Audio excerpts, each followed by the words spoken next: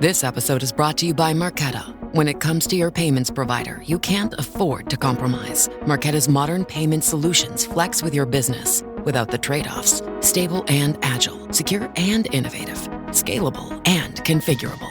If they say you can't have it all, don't believe them. Your business demands more. Choose a payments provider that delivers more. Choose Marqeta. Visit marqeta.com/Spotify to learn more. Welcome to Fine Tuning with Drew Taylor, your one-stop shop when it comes to animation news and commentary. I'm entertainer writer Jim Hill, and Mr. Taylor, whose writings on the industry you can regularly read over on The Wrap, and whose musings on the Mission Impossible movies you can listen to on the Light the Fuse, the official Mission Impossible podcast. I am recording this week's show on Sunday, October 29th. Now, Drew isn't here right now. This past weekend, Mr. Taylor was busy, covering as well as participating in the 5th annual Lightbox Expo, which I'm reading now from their official website, celebrates the artists and creators behind our favorite films, animation, games, TV shows, and illustrations. And this event was held at the Pasadena Convention Center from October 27th through the 29th. And as I'm recording this, Drew is wrapping up 3 days of incredibly hard work on site. But on the second half of today's show, Mr. Taylor will blip in for a few minutes and briefly talk about everything he saw and learned about at this year's Lightbox Expo. Also, on the second half of today's show, I'll share the history of the first ever animated Halloween special for network television. But before that comes the news, and as always, the news portion of today's show is brought to you by Touring Plan's own travel agency. If you're thinking about heading down to Walt Disney World in the not-so-distant future, well, these obviously knowledgeable folks can help you plan your dream vacation. They'll even toss in a free subscription to Touring Plans. So if you're planning on visiting Central Florida anytime soon, please check them out at touringplans.com/travel. Okay, sorry that we have to start off with a bit of sad news, and no, I'm not talking about Matthew Perry, though that was plenty sad. I loved Matthew's work, well, not so much on Friends. I never quite got on board with that sitcom, but I really was a fan of Perry's short-lived follow-up series, Studio 60 on the Sunset Strip that aired for one season on NBC in 2006, and then Mr. Sunshine, which aired on ABC, I want to say 2011. Anyway, what I'm talking about is Richard Moll, the beloved character actor who played Bull the Bailiff on the original version of Night Court. He died this past Thursday, October 26th, at the age of 80. Now, animation fans know Mr. Moll for his masterful vocal performance as Harvey Dent and Two-Face on Batman the Animated Series. Likewise, he put in a really wonderful vocal performance as Scorpion on Spider-Man the Animated Series in the 1990s. And it's just tough to lose two guys who provided so much enjoyment and laughter to television viewers in the same short window of time, which is why Mr. Taylor and I wish to offer our sincere condolences to the friends and family of both Mr. Perry and Mr. Moll during this obviously sad time. And speaking of difficult times, it is now the 108th day of the actors' strike. Though this past weekend, Deadline reported that representatives involved in negotiations between SAG-AFTRA and the AMPTP we're expressing optimism that a deal to end this protracted labor action may be in the offing. Nobody wanted to go on the record to talk about exactly how close these two may be to a new agreement, just in case this deal were to suddenly fall apart. But as Deadline shared, a senior studio official revealed to them that current negotiations seem to be entering the final stretch. That said, because first the writer's strike and then the actor's strike dragged on for so long, the studios are now legitimately scrambling to come up with a product that they can then hand off to exhibitors to screen as we head into 2024 and beyond. Case in point, the day the Earth blew up a Looney Tunes movie. Now, 2 years ago, in September of 2001, news broke that a film based on the Looney Tunes cartoon series, one that was supposed to star Daffy Duck and Porky Pig, was in development over at Warner Brothers Animation. Now, Kevin Costello, who wrote that Tom and Jerry movie that Warner Brothers released back in February of that same year, 2021, was hired to write the screenplay for, again, a project that starred Porky and Daffy. And around the time that the 2022 edition of Comic-Con International rolled around, we finally found out what the name of this project was. And again, it's The Day the Earth Blew Up, a Looney Tunes movie. We even got to see a brief clip from this Peter Braungart movie. By the way, Braungart is the creator of Cartoon Network's Uncle Grandpa Show. We got that clip, I want to say, September of 2022, so a month or so after Comic-Con. It shows Daffy and Porky in pencil test rough animation form, trying to get their dilapidated house up to snuff out ahead of an inspection by the Homeowners Association in their neighborhood. And the animation style used here is very much in the Bob Clampett style. And I want to say it was Bob Clampett who liked to use Daffy and Porky as a team. The original plan for The Day the Earth Blew Up, a Looney Tunes movie, was that this film was supposed to be streamed on HBO Max and air as part of an Acme night programming block over on Cartoon Network. But once David Zaslav became CEO of Warner Brothers Discovery, the path ahead for The Day the Earth Blew Up, a Looney Tunes movie became murky.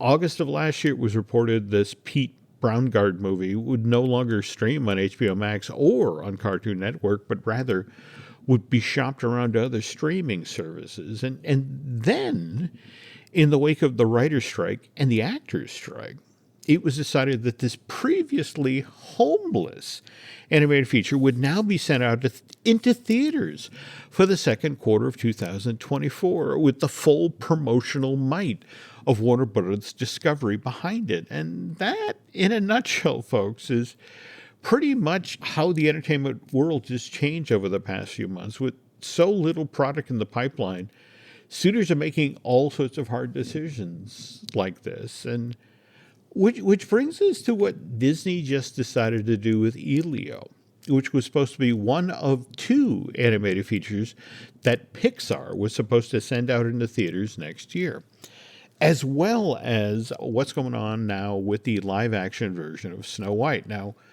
back in September of 2022, at that year's D23 Expo, it was announced that Pixar would be releasing Elio to theaters in March of 2024, which would then be followed by Inside Out 2, which would debut at your local multiplex June 14th of that same year, 2024. So that was two Pixar movies coming out basically within 90 days of one another. Now, what I've been told by friends up in Emeryville is that Elio, while it has had a somewhat troubled production, that has had nothing to do with the story, but rather budget. This is the project that Disney reportedly has really been hassling Pixar about when it comes to keeping production costs down, which has led to some pretty spectacular blow-ups between Burbank and Emeryville.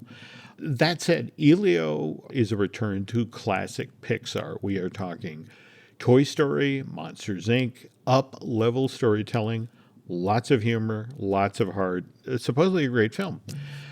The corporate thinking at Disney reportedly was, and is, if we put Elio and Inside Out in theaters within 3 months of one another, during a time when we have so little product headed into the pipeline, one of these Pixar films is going to wind up cannibalizing the box office potential of the other.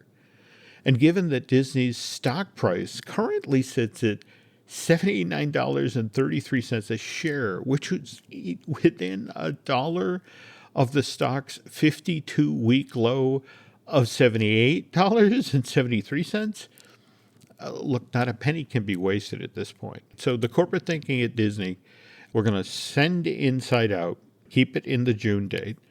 We're going to give it as wide a berth as possible during the summer of 2024. kind of learning the lesson of what happened this past summer with Elemental.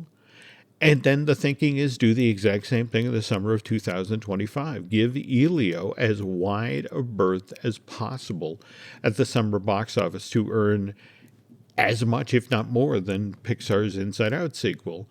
By the way, both of these Pixar films will be supported by a full retail program, also wall-to-wall promotion, everything that Disney can do to ensure that these two are huge successes at the box office. As for the other film that Disney just delayed, its live-action version of Snow White, which has now been pushed back to March of 2025. I know there are a lot of folks out there who are upset about some of the things that Rachel Zegler, who plays the title role in this film, has said in the recent past. And I get how some Disney fans, when they heard that the dwarves in Disney's live-action remake of Snow White weren't going to be dwarves anymore, but rather magical creatures, these same folks felt that the Disney company was turning its back on the studio's original Snow White from 1937, the animated classic that, as Disney declared back in 1987 for the 50th anniversary of the film, this was the one that started it all, that the company was being too politically correct. So, just this past week, as part of this announcement, we got our first look at this Mark Webb movie. Webb, by the way, directed The Amazing Spider-Man in 2012 and its sequel in 2014. And this photo shows Zegler as Snow White surrounded, I guess they could still be magical creatures, but to my eyes, they look like CG dwarves who look an awful lot like the characters from Disney's hand-drawn version of the same story from 1937. And we now have a log line for the version of Disney's Snow White that will be released at theaters in March of 2025, which states that this movie invites audiences back into the magical world of Snow White with beloved songs and recognizable characters. And please note that phrase, recognizable characters, because when I look closely at this first look image, the diminutive characters that are standing around Snow White, I can pretty easily pick out Doc, Dopey, Happy, and Grumpy. Sneezy, I'm betting, is the smallish guy with the largest nose. As for Bashful and Sleepy, I to be honest, I'm not sure. But are these figures standing around Snow White still dwarves or magical creatures? I mean, what does the phrase recognizable characters mean? I'm hoping that Drew knows. Speaking of which, when we get back from this break, Mr. Taylor, again through the magic of editing, will join us straight from the 2023 edition of Lightbox Expo. This podcast is brought to you by Carvana. Carvana lets you buy your next car on your terms. Explore a massive inventory online, filter for what matters, and find your perfect match. Then choose delivery to your home or pick it up at one of Carvana's iconic car vending machines. Every car also comes with a 7-day money-back guarantee, so you can make sure it's the right fit. Buy your car on Carvana. Delivery or pickup fees may apply. Limitations and exclusions may apply. See our 7-day return policy at Carvana.com. Carvana. You don't technically need this car. You say that out loud to yourself. You say, I have no space. You say, I'm just looking. Then you click. Then you zoom in on photo number 87 and whisper, oh no. Then you text a friend, the one who always enables you. You say to yourself, this is the last one, knowing it is not. You don't need this car. But maybe, just maybe, this car needs you. Bring a trailer.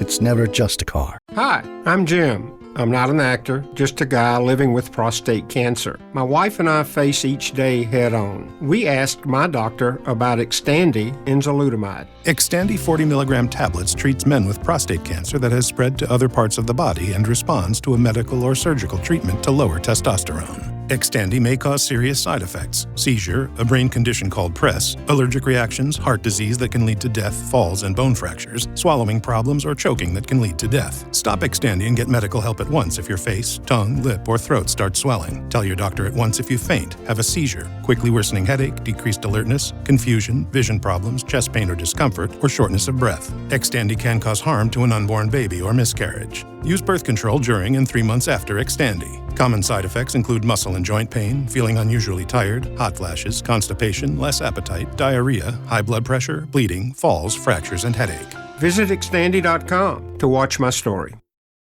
Before we get to Drew, I wanted to share this bit of info that someone at Disney Animation Studios just lobbed in over the transom. If you want to see Disney's new full-length animated feature, Wish, early, like the Saturday before it officially opens in theaters on November 22nd. So we're talking Saturday, November 18th. The studio is presenting Wish in 750 theaters around the country on that day. Mind you, it's just for one screening, and that screening is at 4 o'clock in the afternoon. But otherwise, you can see Wish early, which would be kind of cool. And speaking of someone who is very cool and also very busy, Mr. Drew Taylor has spent the last 3 days at the Pasadena Convention Center, where he has not only been covering the 5th annual Lightbox Expo, he's also been participating in the event. Paneling, am I right? Yes, well, I hosted a wonderful panel about Netflix's Leo, the upcoming animated feature, which was a ton of fun. Yeah, we talked a little bit about that on previous fine-tuning. That's the one that's coming out November 21st on Netflix. This is the Adam Sandler thing about the, 70-year-old lizard in the 5th grade class? Yes. But I thought that the trailer for this looked great. So what did you learn emceeing the panel? Well, I mean, the movie is great. I can say that. It's really fun. It's really heartfelt. And the animation by Animal Logic is really great. And so it was Robert Marianetti and David Wachtenheim, who are two of the 3 directors. Robert Smigel is the 3rd director, but is a member of SAG, so he was not there. Oh, there we go. Yeah, and then the animation supervisor, Jason, was also there, and he was a longtime Disney guy, so we kind of caught up about that. But, it's just, it was really interesting because the story started out as kind of just about kids in this classroom, and then at the end of the movie, you found out that the narrator was a snake in the back of the class, in the terrarium. And then they all kind of said, like, well, what if it was from the point of view of the lizard and this turtle as well? And Robert and David are really luminaries in terms of like independent animation. They started their own company. They did the Saturday morning Funhouse bits on SNL with Smigel. And they met at Beavis and Butthead's first season, Jim. That's how long ago they have been partners. Yeah. Yeah. All right. That's actually dating them. Yes. Did they work on Frog Baseball or the series?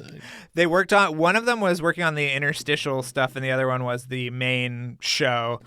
Okay. And so we just talked about, where this idea came from and, working with Adam Sandler. They said he was really into the movie and really into the process and, where they got this amazing cast. And yeah, the movie is really special. We ran a few clips that people seem to really enjoy. One of them is a song that Smigel wrote because obviously the man who wrote the Triumph the Comic Dog musical album now has songs in Leo. But what's interesting, Jim, and what I think listeners of this show will be interested in is that David and Robert worked on Hotel Transylvania 2. And as we all know, that was a very contentious entry in the franchise between Sandler and Gendy, and they were sort of there to bridge the gap, kind of keep the lines of communication open and everything. So that was the last Sandler project they worked on. Okay, interesting. This was your first time at Lightbox, right? I mean, it was. First year. Have you ever been before, Jim? I have not. It's in fact, again, when I looked at who was attending and the fact that this is the 5th year, it's like, man, I got to get out there to catch this. And well, especially tell folks what you missed, for example, the Chris Sanders at the lunch. Yes. Well, after the panel wrapped, I went to the show floor and walked around a little bit. I ran into folks from Sony Pictures Animation. They had a big booth because, Lightbox is a recruiting thing as well. So if you really want to feel old, Jim, walk around a bunch of prospective high school and college students at a convention. It'll make you feel like a 75-year-old lizard, let me tell you. I remember going to these sorts of events when people carried physical portfolios. Yeah. And now, no, they do not do that anymore. No, a lot of iPads. There we go. Yeah. Okay. But anyway, one of the things I wanted really badly was this Chris Sanders had written and designed a making of book about the making of Lilo and Stitch, which is amazing. And I don't know how he got approvals to do it. Maybe it's just because he was selling it at Lightbox and didn't create any waves. But so I was really excited. I walk over to the booth and he's gone to lunch, Jim. He's gone to lunch. He wrote a little sign that said, "Be back soon." It had a little doodle of Stitch on it. And I was heartbroken. Then I saw him walking around with his wife, the show floor a little bit later. But I ran into Crash McCreary, who, if our listeners know, is one of the great kind of creature designers. He did all of the designs for Rango, and he did Jurassic Park and a million other things. And he's been working on the Universal Monsters, he said, for the past few years, which is very exciting. And I wonder if it has any bearing on a little project called Epic Universe. I don't know. I already talked about this on the news portion of the show, but I really want your take on the Disney news that broke, I want to say Thursday or Friday of this week, where Elio wound up getting pushed off to June of 2025. And the Snow White live action got pushed to March of that year as well, 2025. And we got our first look at this with, I would not say those are magical characters. I would say those are dwarves, aren't they? Yeah. It's interesting because I wrote about the magical creatures thing, which was on casting sheets and stuff. I don't know when the pivot to actual dwarves was, but I don't know why they would put that image out. To me, it was like, just announce the release date change. That image was nightmarish. And what was interesting to me was the log line, which included the memorable songs and recognizable characters. I mean, the whole notion of, it seemed like it was written to sort of quell the whole Disney's being woke or politically correct or whatever with Snow White. And I look at those images or that image, and I can pick out 4 dwarves without even breaking a sweat. I can do Doc, Happy, Dopey, Grumpy. But yeah, I mean, so had you heard anything about? Because this is a pivot. It is a pivot. I don't know what's going on with Snow White. I imagine it has to do with the blowback that Rachel Ziegler has been getting online for comments about Disney, but the internet is not really good at forgetting, so I'm not really sure if the year is going to really provide that much buffer, especially because the movie is definitely finished. I mean, they shot it so long ago. Oh, God, yeah.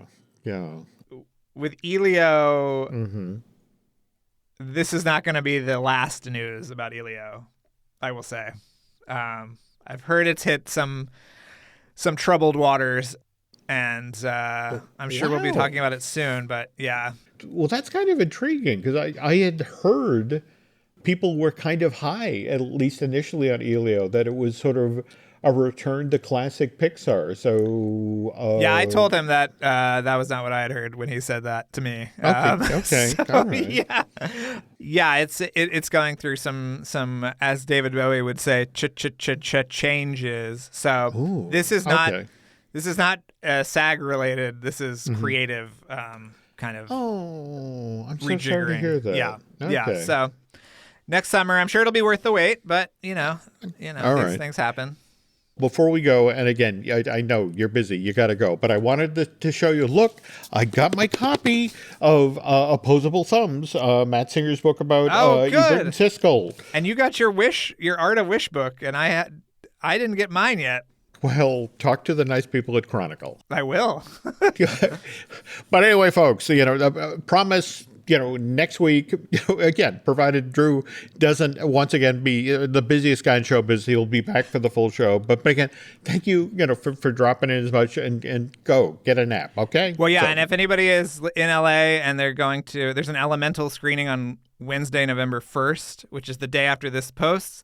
I'm hosting the Q&A with Pete and Thomas Newman and a couple of other people. So it'll be really fun anyway. So if you see me, say hello, as I always suggest. Yeah. Very cool. All right. Well, thanks again, and we'll see you soon. Thanks so much to Mr. Taylor for taking out the time to report in about this year's Lightbox Expo.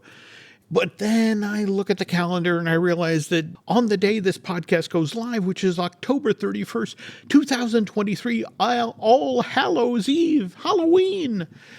And given that that day is when this show is getting posted, and given that Fine Tuning is, after all, an animation news podcast, I thought it might be fun on today's show to take a look back at the very first animated Halloween special.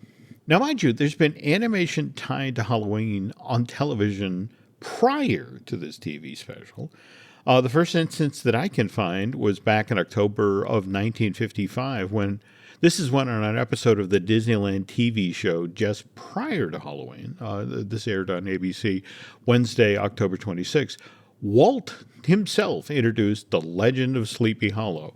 This was that portion of The Adventures of Ichabod and Mr. Toad, which Walt Disney Productions had originally released at theaters some 6 years earlier, on October of 1949 to be exact. And that part of this animated film was based on a short story that Washington Irving had written back in 1820. And that was pretty much what the late 1950s, early 1960s was like. You'd get your occasional Halloween-themed episode of a TV show that had been on the air for a while, and to be honest, was now looking at holidays a possible thing to theme new episodes around. The Woody Woodpecker Show did this in October of 1964. They were 49 episodes into that animated series, 113-episode run at that point, and Walter Lantz decided it was time to do a Halloween-themed show. That episode was entitled Spook-a-Nanny, and, by the way, featured 4 ghosts who had mop-top haircuts and sang Yeah, Yeah, Yeah, which I'm guessing was Walter's way of making a joke at the expense of the Beatles. And just so you know, the Beatles had arrived in America just a few months earlier, February of 1964, so this was kind of the animated equivalent of making a right-up-to-the-moment pop culture reference. By the way, same thing happened with the Flintstones that season. This animated series had been in primetime on ABC for 4 full seasons at that point. And to be honest, by the fall of 1964, Hanna-Barbera's writers were running out of story ideas when it came to what they could do next with Fred and Barney. So when the spring of that same year, it was revealed that for the upcoming fall television series, not 1 but 2 TV shows were going to feature ooky spooky families. We're talking about The Addams Family on ABC and The Munsters on CBS. Both of those shows would hit the airways in September of 1964.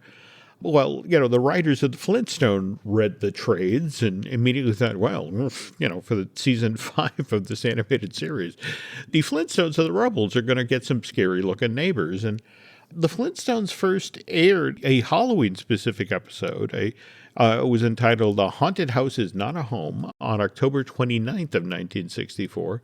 That was when, surprise, surprise, Fred and Barney spent the night in a haunted house.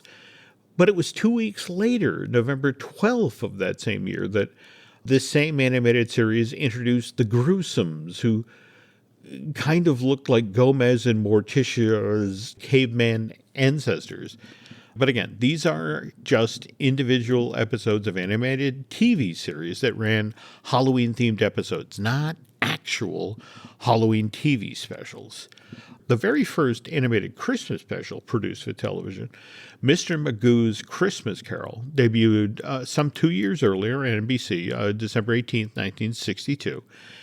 But it wasn't until Rudolph the Red-Nosed Reindeer aired on that same network December 6, 1964, and racked up a huge rating that CBS kind of looked over and decided, we need to get in the animated holiday special business too.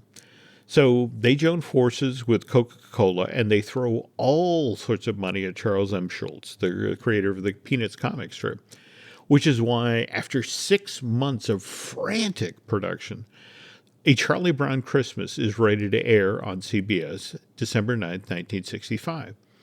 Gets even bigger ratings than Rudolph the Red-Nosed Reindeer. Not only that, but this animated holiday special also manages to take home that year's Emmy Award for Outstanding Children's Program.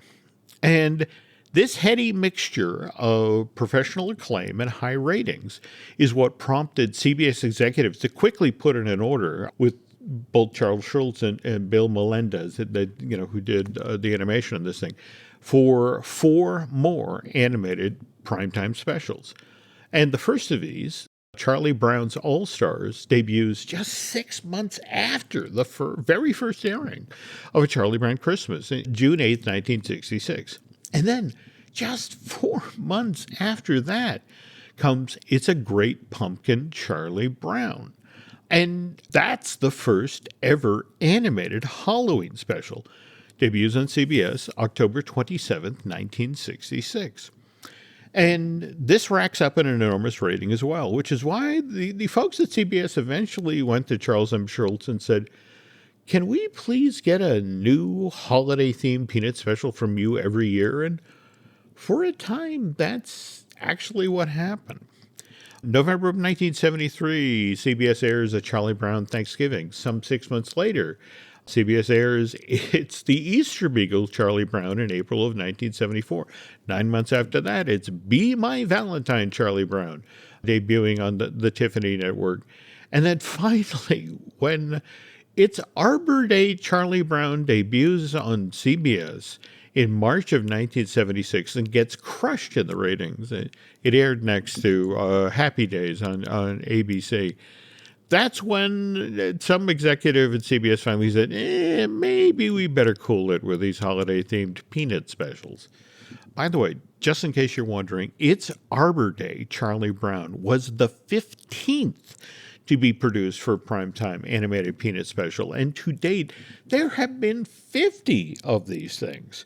With the most recent one, Snoopy Presents One-of-a-Kind Marcy, debuting on Apple Plus TV back in August of this year, and with the 51st animated Peanut special, tentatively titled Snoopy Presents Welcome Home Franklin, due out on that subscription streaming service sometime next year.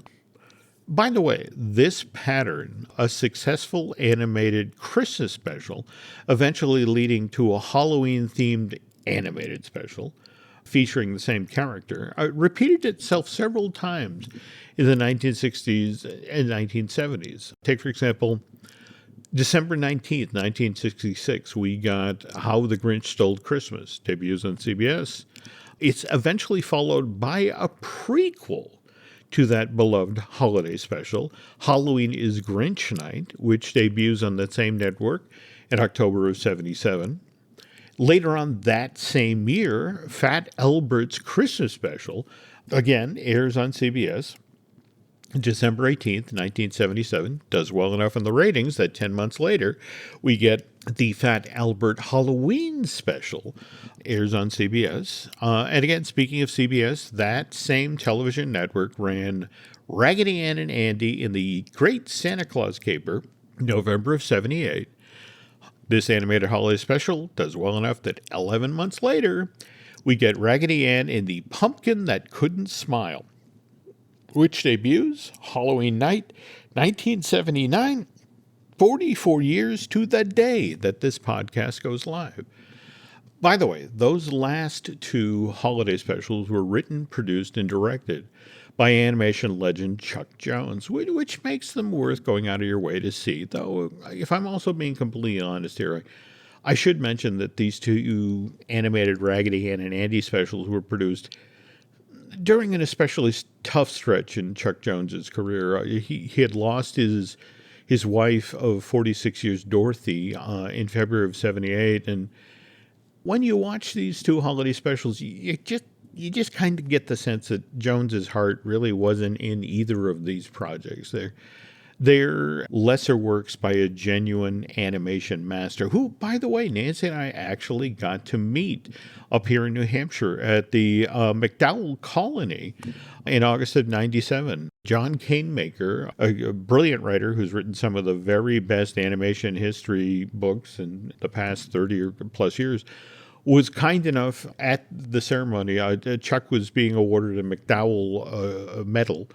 He introduced us to Chuck, who was then kind enough to sign Nancy's copy of his memoir, Chuck-a-Muck, The Life and Times of an Animated Cartoonist.